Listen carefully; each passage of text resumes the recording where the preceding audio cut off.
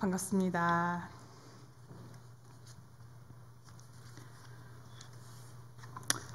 네, 저희 교역자실에서 지금 돌아가면서 코로나에 걸리셔가지고 이제 저만 남았습니다. 저는 제발 끝까지 남는 자가 되고 싶은데 우리 오늘 백종진 전사님 오전에 만났는데 이렇게 코로나로 정말 죽을 수도 있구나라는 걸 경험하셨다고 하더라고요. 오늘도 몸이 너무 안 좋으셔가지고 여튼 저와 여러분 모두가 무사히 건강하게 이 시기를 잘 이겨나갈 수 있기를 바랍니다. 아멘. 오늘 찬양대 헌신 예배로 드리는데요. 오늘 작정하셨네요. 오늘 찬양으로 하나님 한번 돌도하시려고 아주 감격에 감동하시라고 엄청 잘 준비를 하셨어요. 제가 우리 교회에 와가지고요, 오후 찬양 예배를 이제 되게 뒤늦게 시작을 했잖아요. 그래서 처음 오후 찬양 예배를 드릴 때 놀랬던 게 처음 뭐냐면 오후 찬양 예배에 성가대가 서네? 찬양대가 서네? 이거에 처음에 놀랐어요. 제가 그동안 다녔던 교회에서는 오후 찬양 예배 때는 찬양대가 안 섰거든요. 근데 거기에서 한번 놀라고 이제 예배를 드리는데 또 한번 놀랐어요. 너무 수준급이네. 찬양대 수준이 너무, 그리고 매주 이렇게 바뀌는 찬양대마다 다 너무너무 진짜 이래서 찬양대가 오후 찬양 예배까지 서시는구나 라는 생각이 들었습니다. 여러분들은 매주 들으셔서 잘 모르시죠? 제가 새신자 같은 마음으로 앉아서 들어보니까 정말 함께 찬양하면서 너무 은혜가 많이 되고 자부심 느끼셔도 되겠다. 빨리 예술의 전당 대관을 하십시오. 거기로 가셔야 됩니다. 지금 우리가 예배 드릴 때요, 우리 주보 보시면 순서 쫙 보세요. 말씀과 이 찬양의 비중이 굉장히 큽니다. 찬양이. 순서를 한번 동그라미 쳐보시면 한 5-6번 돼요. 전주까지 뭐 이렇게 해서 하면. 그러니까 사실은 찬양이 예배에서 굉장히 중요하고, 또 여러분 다른 순서들은 맡은 자들이 하지만 유일하게 온 회중이 가장 적극적으로 참여할 수 있는 순서가 바로 찬양의 시간입니다. 그러니까 이 찬양은요 굉장히 중요해요. 왜 중요한지 오늘 그 말씀을 통해서 한번 보려고 합니다. 찬양대가 찬양을 하는 그 순간에도 사실은 우리는 같이 찬양을 하는 겁니다. 여러분, 우리가 찬양대 찬양이 끝나고 박수를 막 했잖아요. 우리 찬양대 오늘 잘하셨습니다. 이 박수가 아니에요. 하나님께 영광의 박수를 올려드리는 겁니다. 그러니까 가능하면 손을 하늘로 뻗치세요. 하나님께 찬양을 한번 해볼까요? 네. 하나님만 영광 받으시는 그 찬양을 우리가 함께 드리는 것입니다. 저희 아동부가 예배 분위기를 봤을 때 그 예배 분위기를 여름 성경학교 전과 후로 나눌 수가 있습니다. 왜 그런 거 아니? 여름 성경학교가 시작되기 전에는 찬양 인도를 제가 했습니다. 여러분도 아시겠지만 제 스타일이 아동부와는 맞지 않는 약간은 이렇게 권사님 스타일이라고 해야 될까요? 그래서 제 마음속에 계속 우리 아이들이 정말 열심히 이렇게 뭔가 적극적으로 찬양하게 하고 싶은데 제 역량이 너무 부족한 거예요. 그래서 늘 생각하고 있다가 아이들이 그 찬양 드리는 태도를 보니까 이렇게 얌전하게 구경하는 스타일로 예배를 드리고 있어서 제 마음에 많이 고민이 됐습니다. 그러다가 성경학교를 기점으로 바꿔보자. 그래서 율동팀을 만들고요. 젊고 예쁜 우리 박예빈 선생님을 이제 찬양 선생님으로 세우고 율동 선생님으로 그렇게 해서 시작을 하니까 애들이 성경학교 때부터 이제 다 일어나서 율동하면서 찬양하기 시작하고 확실히 예배 분위기가 완전히 달라졌습니다. 그래서 저도 일단 마음이 너무 평안하고요. 아이들도 훨씬 더 좋아하는 것 같더라고요.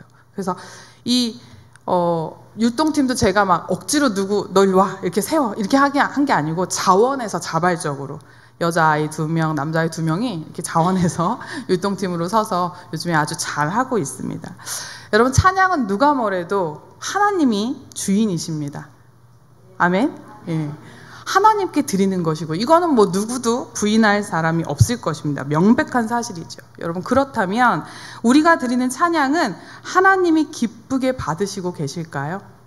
여러분 한번 스스로 자문해 보십시오. 내가 드리는 찬양을 하나님은 잘 들으시고 계신가? 내 찬양은 몇 점 정도가 되나? 하나님이 우리의 찬양을 뭐 점수 매기지는 않으시겠죠. 그러나 하나님은 어떤 찬양을 받으시기 원하실까? 오늘 그 답을 오늘 본문에서 좀 찾아보고자 합니다. 오늘 본문 시편 103편은요, 다윗이 하나님께 자신과 이스라엘 민족에게 베푸신 은혜와 사랑에 대해서 감사를 드리는 시편입니다.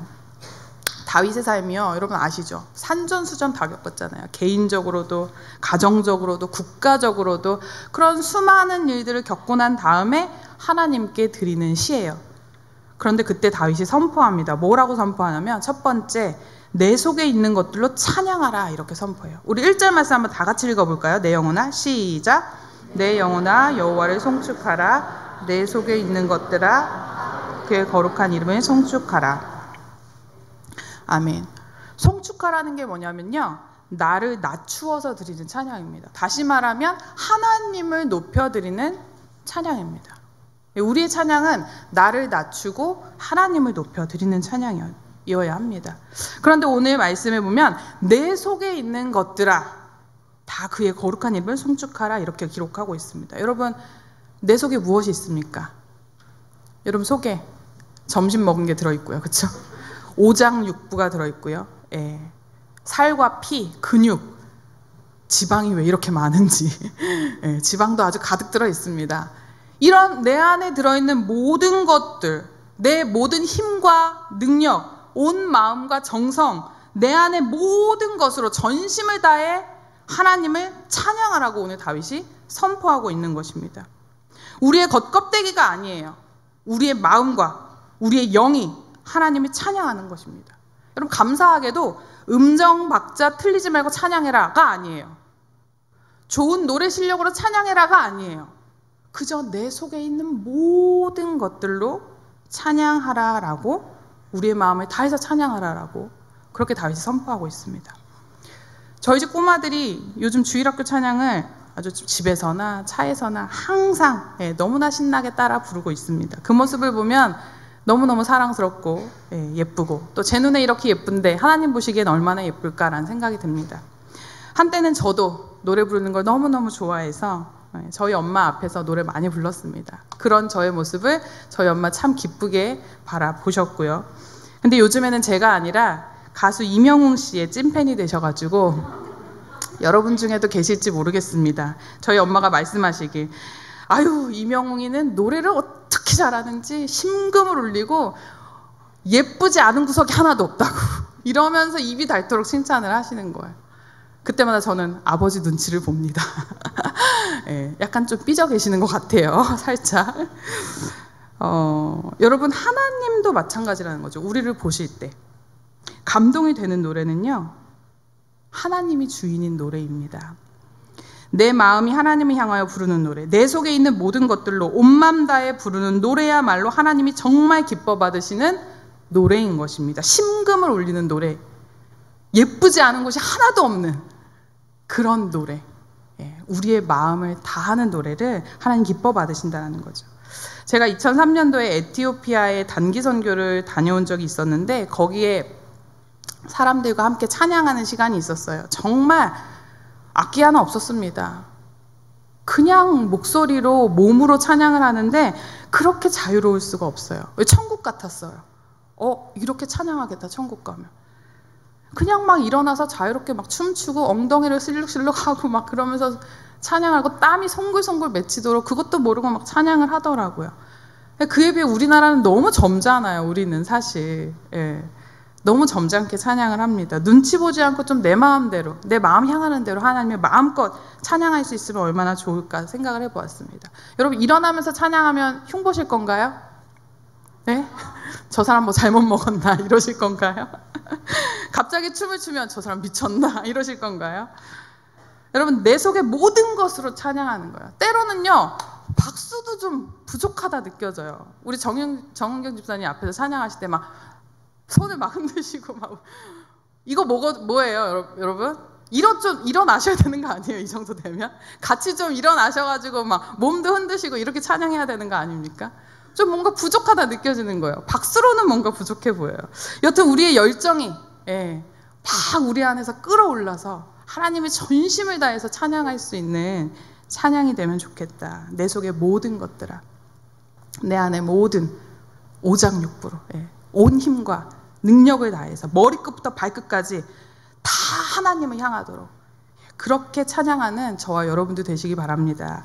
두 번째로 다윗은요, 죄사함의 은혜를 기억하며 찬양하라 그렇게 말합니다.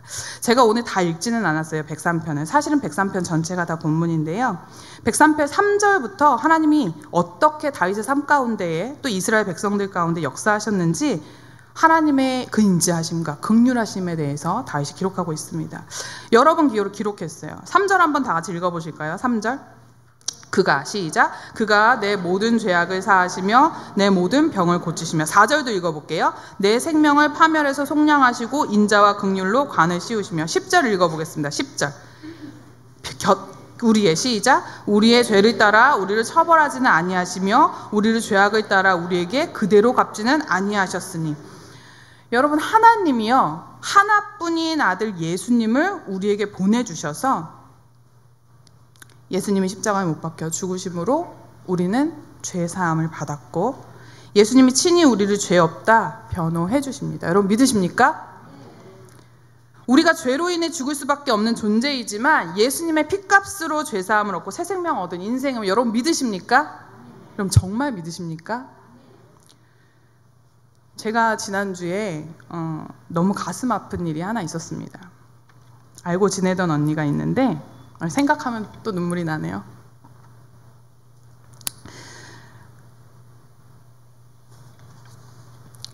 아들이 11살이고 딸이 8살, 뱃속에 4개월 된 아기가 있었어요. 그런데 11살 된 아이가 치과 진료를 받고 집으로 돌아가던 길에 미처 아이를 보지 못한 차에 치여서 중환자실에 입원을 했는데 뇌를 너무 크게 다쳐가지고 5일 정도를 버티다가 끝내는 하나님의 품으로 갔습니다.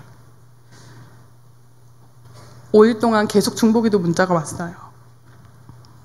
아이가 잘 버텨주는 것 같았는데 나아질 기미가 보이지 않았고 병원에서도 이제 더 이상 해줄 것이 없다.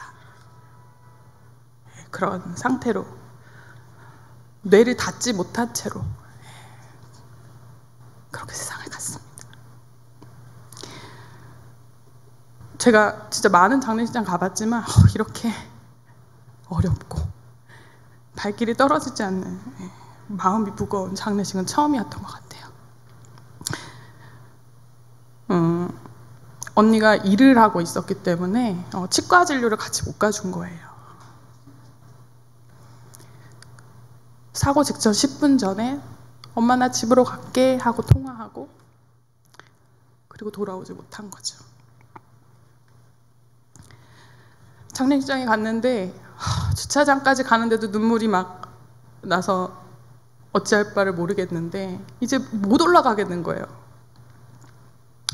어렵게 들어가서 영정사진을 보자마자 너무나 해맑게 웃고 있는 그 아이의 얼굴을 보면서 정말 주책맞게 울었습니다.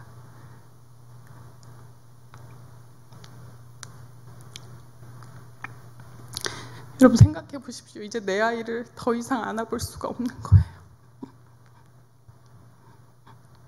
마지막 인사도 제대로 못했는데 이제 손도 잡을 수가 없고 얼굴을 부빌 수도 없고 웃음소리도 들을 수도 없고 목소리도 들을 수 없는. 여러분 근데 그게요 저에게 일어난 일 같았어요. 제 아이를 잃은 것 같았어요. 나에게 일어나지 않으리란 보장이 없는 거예요. 그때 깨달았습니다. 제가 내 아이들이 살아있다는 것만으로도 존재하는 것만으로도 너무나 소중하구나. 여러분들 그러실 거예요. 아니 목사님 그걸 모르셨어요? 아이들은 원래 소중하고 존재만으로도 아름답죠. 제가 머리로는 알았는데 제 행동이 그렇게 실천을 못했던 거예요. 사실은. 그 아이 이름이 찬하예요. 찬하. 오늘 말씀 제목과 똑같아요. 찬양하라 하나님을. 그날 그 아이가 저를 완전히 바꿔놓았습니다. 그 아이가 저와 아이들에게 새로운 삶을 준 거나 마찬가지였어요. 정말로 제가 바뀌었어요, 여러분. 지난주에 김진아 목사는 죽었어요. 인생이 다시 보이고요. 아이들이 다시 보여요. 하루하루가 너무 소중하고요. 여러분, 제가 정말 엄마로서는 빵점이에요. 아니, 빵점은 아니겠지. 한 50점 줄까요? 하여간 부족해요. 제가 엄마로서는. 아이들이 안아달라고 이렇게 엉겨붙으면 밀어낸 적도 많았고요. 야단도 많이 치고요. 통제도 많이 하는 엄마였어요, 제가. 근데요, 제가 지난주 화요일에 장례식 갔다 오고 그 중보기도 문자는 거의 일주일 내내 받았고 그때부터는 아이들에게 정말 화 한 번 내지 않고 야단 한 번 치지 않고 다 기다려주고 인내해주고 제가 진짜 달라졌다니까요. 저희 큰아이가 며칠 전에 저한테 엄마한테 요 며칠 야단을 안 맞은 것 같아. 엄마가 달라졌다고 이렇게 스스로 고백을 하더라고요. 그 정도로 제가 과거에 저는 그랬던 제가 이 사건을 이유로 제가 달라졌어요. 그래서 제가 그 장례식장 나오면서 그 아이에게 너무 미안하고 고맙고 내 삶을 다시 살게 해준, 나를 다시 시작하게, 다시 새롭게 살게 해준 그 아이에게 너무 감사한 마음이 들면서 장례식장을 나왔거든요. 그 아이가 준 깨달음이 결코 작지 않았다라고 생각이 들어서요. 그렇게 집으로 돌아오는 길에 갑자기 하나님이 그런 마음을 주시는 거예요. 나도 널 위해 하나뿐인 내 아들 예수 그리스도를 십자가에 내어주지 않았니? 순간 머리를 맞은 것 같았어요. 여러분, 우리가 교통사고로 어린아이가 생명을 잃었다는 건 뉴스 기사로도 많이 보잖아요. 근데 그게 꼭 다 내 일처럼 느끼지는 않으시잖아요. 그렇죠? 뉴스 기사를 보면서 그게 저에게 일어난 일이라고 다 느끼지는 않는데 어쩌면 우리가 하나님이 독생자 예수 그리스도를 우리에게 보내주시고 나를 위해 십자가 못 박혀 죽으신 그 돌아가신 그 사건을 나는 여지껏 그냥 뉴스 기자처럼 여기고 있었구나. 변화되어서 제가 이 자리에 선 줄 알았거든요. 근데 아니더라고요. 제가 완전히 다 변화된 게 아니더라고요.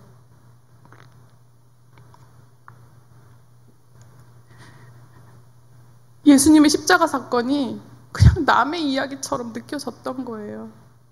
내 삶을 완전히 변화시키지 못했던 거예요. 찬하의 죽음이 나를 살리기 이전에 사실은 예수 그리스도가 나를 살리셨고 예수 그리스도의 죽으심으로 나는 이미 새 생명을 얻었고 주의 핏값으로 다시 산 내가 너무나 마땅히 아이들의 사랑으로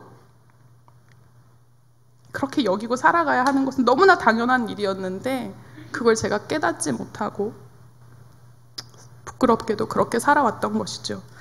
하나님이 그날 그렇게 정신을 번쩍 들게 해주셨습니다. 여러분, 예수님이 우리 때문에 돌아가셨습니다. 예수님이 나 때문에 죽으셨어요. 이건 나에게 일어난 일입니다, 여러분. 그냥 성경 속에 우리가 글자, 활자로 읽기 때문에 이게 내 일인 것처럼 느껴지지 않는 거예요. 그냥 뉴스 기사, 역사 속의 이야기처럼 그냥 그렇게 여겨지는 거예요. 근데 이건 내 일이거든요. 나를 위해 돌아가신 거거든요. 이건 사실이에요. 실제예요. 이걸 우리가 믿는다라고 하면서 이 자리에 나와 있지만 여전히 우리의 삶이 변화되지 않는다면 이건 그냥 뉴스거리로 우리는 보고 있다라는 거예요. 예수님의 십자가가.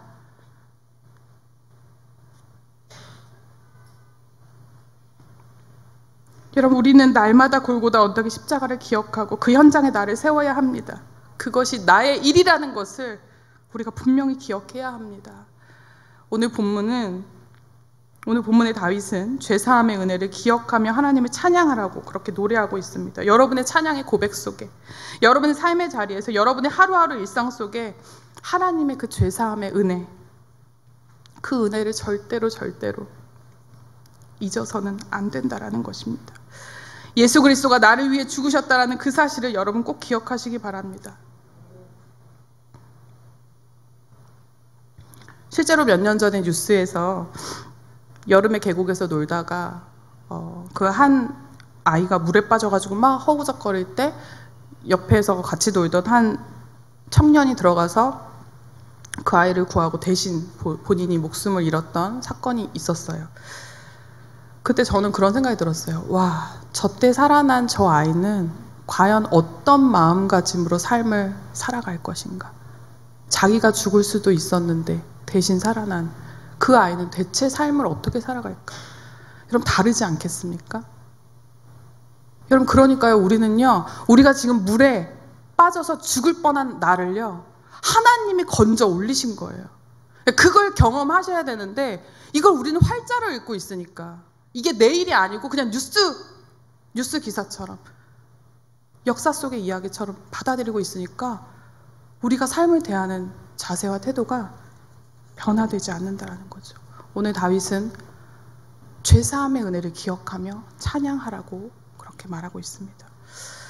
세 번째로 다윗은 이렇게 선포합니다. 하나님이 베푸신 은혜를 잊지 말고 찬양하라. 우리 2절 말씀 다 같이 한번 읽겠습니다. 내 영혼아, 같이 읽을게요. 시작. 내 영혼아, 여호와를 송축하며 그의 모든 은택을 잊지 말지어다. 반복적인 이야기인 것 같지만 우리가 하나님께 받은 은혜가 죄사함의 은혜뿐이겠습니까? 하나님이 우리의 기도에 응답해 주시는 은혜, 너무 많은 기도 응답을 해주셨고, 우리를 또 위기 속에서 구원해 주시는 은혜, 채워주시는 은혜, 이끌어 주시는 은혜, 이 모든 은혜를 잊지 말고 찬양하라고 그렇게 다윗이 얘기하고 있습니다. 제가 첫 사역지에서 그 중고등부 아이들 맡았을 때 정말 열심히 신앙생활하던 고3 아이가 하나 있었어요. 굉장히 똑똑했고 학교에서도 모범생, 교회에서도 모범생이었어요.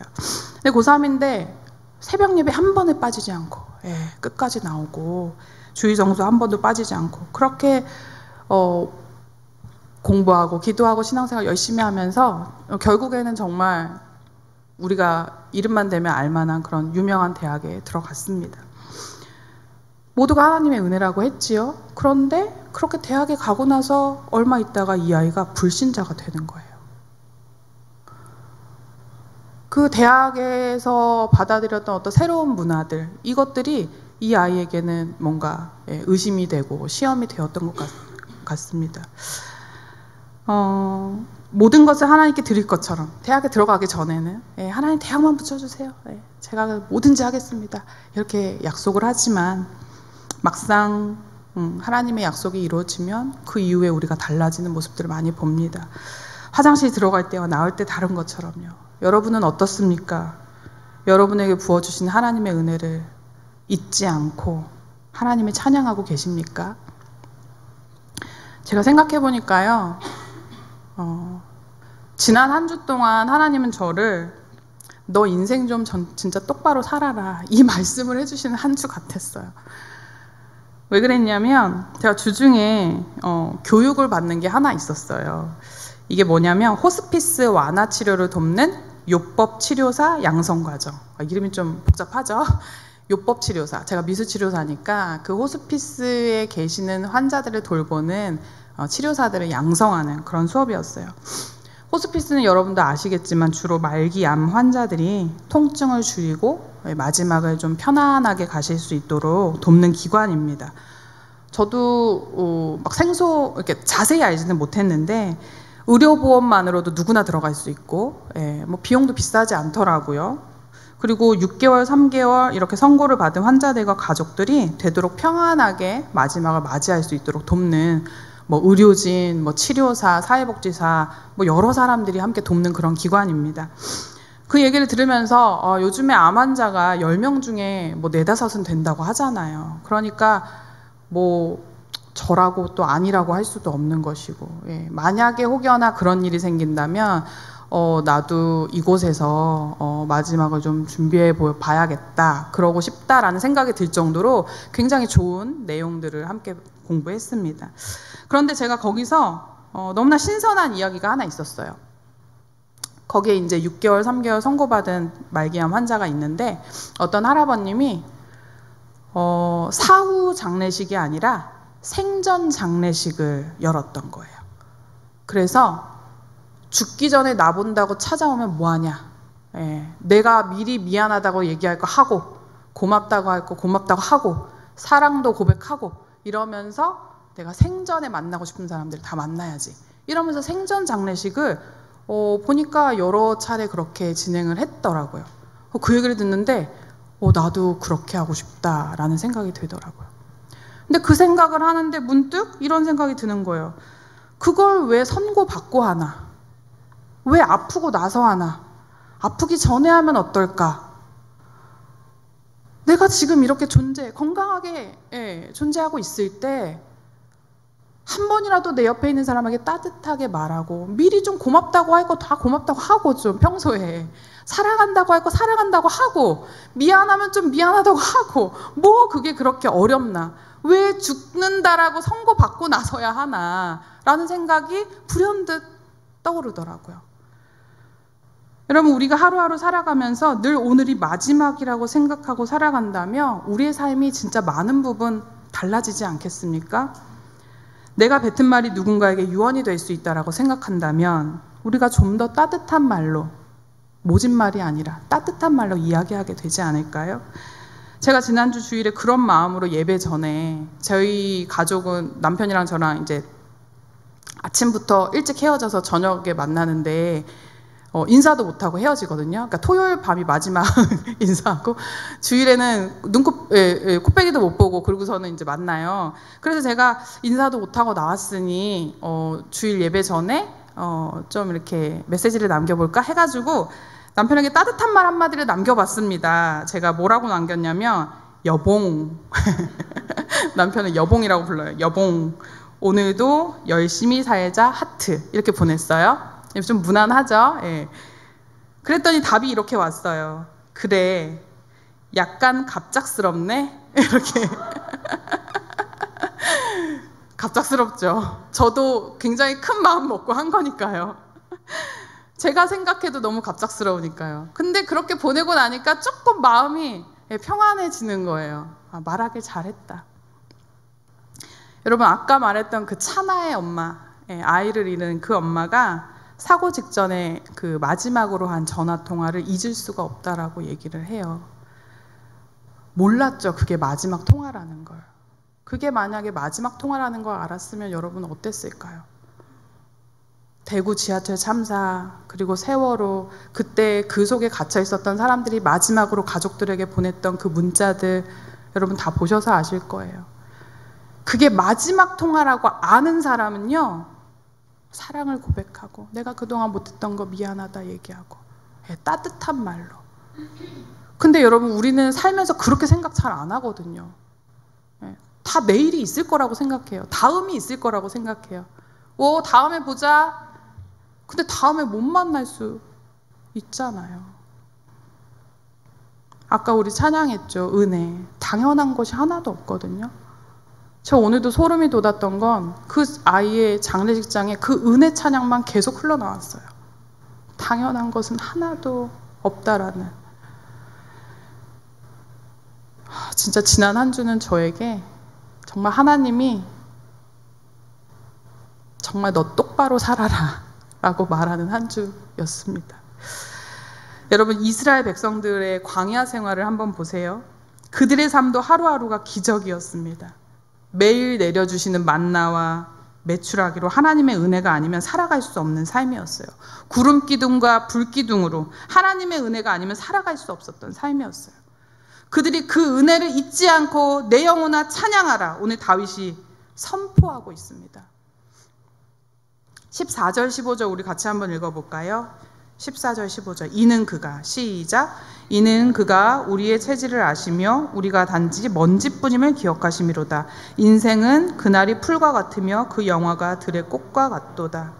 아멘. 우리는 먼지이며 풀과 같고 들꽃과 같습니다. 지난주 가을이 시작되면서 바람이 세차게 불었는데 베란다 문을 열어놓으면서 화분이 쓰러졌어요. 저게 우리의 인생 같다라는 거예요. 그냥 바람에 날려버리면 생명을 잃어버리는, 우리는 바람 불면 지나가고 없어지는 그런 존재입니다. 우리 16절 말씀도 한번 읽어볼게요. 그것은, 시작. 그것은 바람이 지나가면 없어지나니 그 있던 자리도 다시 알지 못하거니와. 예.